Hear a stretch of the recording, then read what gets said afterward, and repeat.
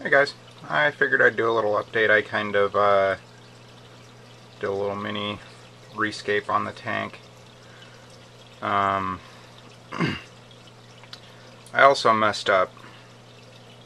My LFS is moving right now, and it's just the owner is the only one that ever watches it. Besides his buddy, watches it sometimes when he's out, cleaning people's tanks and stuff. And it was going to be really hard with the two of them and stuff, so he offered me credit to watch the store for him for a while. And well, I started thinking about it, and I don't really like the flow in my tank, and I'm tired of dicking around with my do-it-yourself wave makers and everything. So I asked him if he'd take credit towards an MP10, and he straight up offered me one. He was like, "I'll just give you one if you help me out over the next couple of weeks." So that, and he also had a pair of really, really pretty purple firefish, and they were there for like 3 weeks. I don't know why anybody didn't take them, but I haven't seen that blue gungan dartfish in probably about a week and a half, so I'm assuming it died.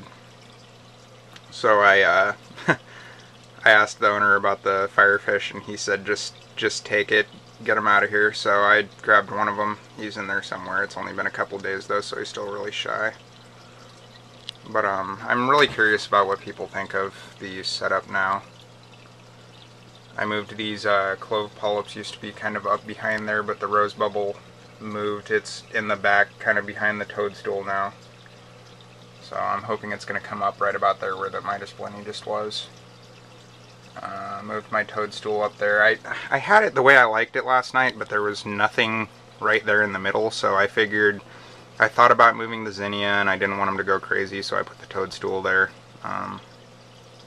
It's big and takes up space, so. Sorry about that, ran out of space. I was going to say I also messed up. If you notice, my torch is gone.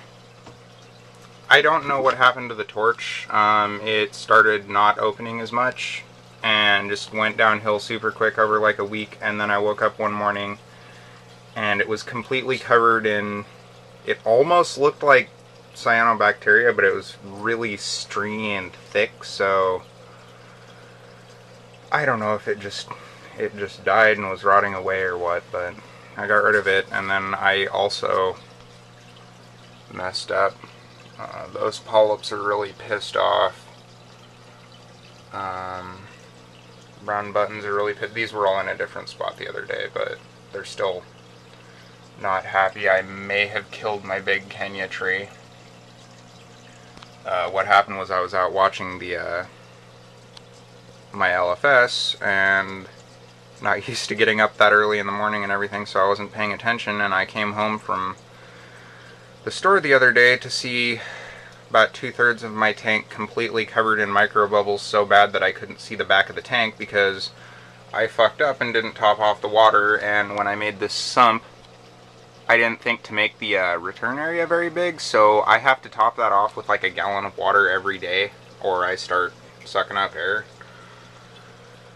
So yeah, when I move and everything, I'm going to redo the sump and put it in a 29. I think I'll have more room on top, and I think I'm going to make the refugium area a little bit smaller and make that return place bigger, so I don't have to deal with that as much. But yeah, I don't know. Let me know what you guys think. Have a good one.